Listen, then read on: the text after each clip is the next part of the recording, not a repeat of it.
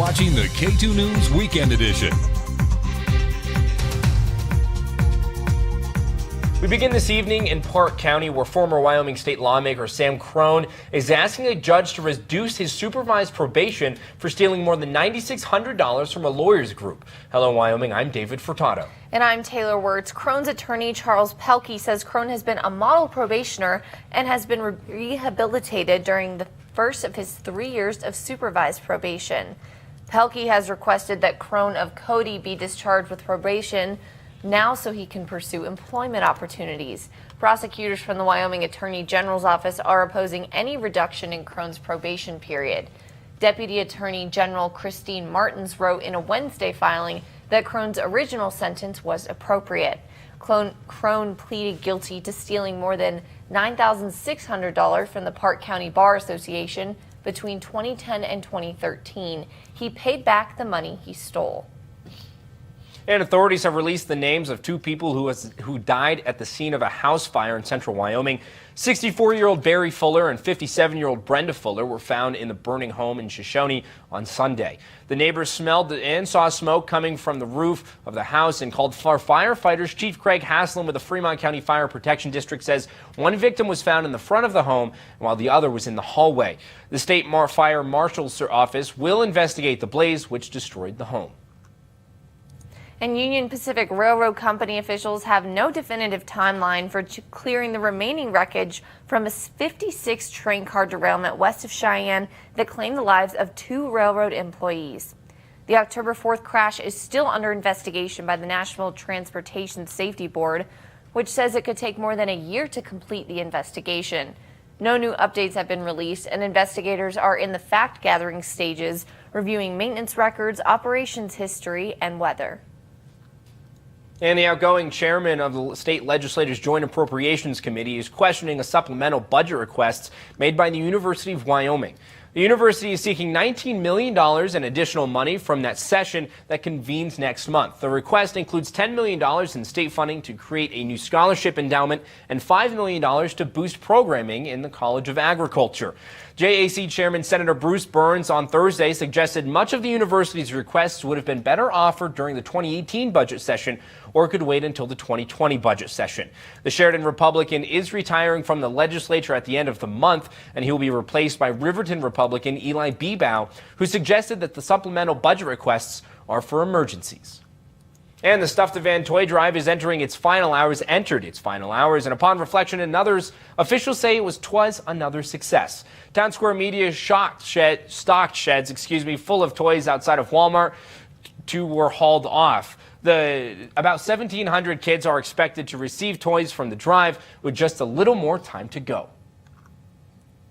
It's great. We're working with like 6 different agencies, and they all kind of set up a little differently, but they kind of create little toy shops within their own charities, and the parents get to come through, and they know their kids best, obviously, and so they kind of shop and find things that are appropriate for the kid, and they definitely let them take one larger toy, some cases, and maybe a couple other toys to go along with it. It's really nice how they make it work. Well, there was quite the panic Saturday afternoon at David Street Station when the Grinch attempted to steal Christmas. The Green Bandit was seen running around the ice skating rink in the middle of its Skate with Santa event with a bag full of stolen presents and decorations. Fortunately, Casper police were able to apprehend the Grinch and take him down to the station, where he was fingerprinted and is now behind bars. The intel that we got said that he was down there trying to steal Christmas. So we got a call from an informant this morning, Mr. Samuel I Am, and he let us know the exact time and place that the Grinch was going to strike. And so, thing 1 led to thing 2, and I got some officers down at David Street Station. And before you can say redfish or 1 fish, 2 fish, redfish, bluefish, we had him arrested. Christmas is safe. With the Grinch behind bars, I think we can all rest easy at night and know that Santa will get to deliver presents uninhibited this Christmas.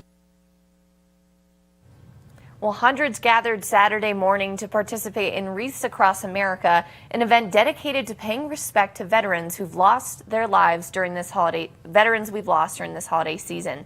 Ryan Berger has more. The Christmas wreath is a symbol meant to represent eternity. With no beginning and no end, it is the ultimate sign of enduring memory. This one's special because it gives everybody a moment to really stop and remember, to say the names of the veterans, and to say just a special thank you to the men and women who have defended us and who fought for our freedom. At the Oregon Trail State Veterans Cemetery, hundreds of Christmas wreaths were placed at the graves of those we've lost in battle. And I think it's very important that we come here today to lay wreaths on those and honor those who have died. The wreaths were supplied and delivered free of charge by truck drivers from all around the country. Inside, appearances by Senator John Barrasso and Congresswoman Liz Cheney, armed with speeches and anecdotes that honor the fallen. But Wyoming has such a great tradition of service, higher than any other state in terms of military service. My father-in-law, Bob Brown from Thermopolis, he was in World War II and then got called back for the Korean War as part of the Cowboy Cannoneers, the 2-300s. Wreaths were placed at the altar steps, each representing a branch of the military, as well as those unaccounted for to this day, those still missing in action, and all prisoners of war. Congresswoman Cheney contributed to a few of the thousands of wreaths that now line the grave sites. Each and every plot was adorned with a wreath. Even in death, no one is left behind. I think of my grandparents, and they were all members of the greatest generation, and men and women, like millions of others across this country who answered the call. Wreaths Across America is a nationwide event. This is only a snapshot of the tribute to those that paid the ultimate price, so that future generations can live free. It's something that has to be fought for, protected, defended, and then passed on to the next generation to do the same. That, the freedom we enjoy, it's not by accident, it's not free, it comes at great cost, and you've got to be willing to defend it in every generation. And it's moments like this and ceremonies like this that help us remember that.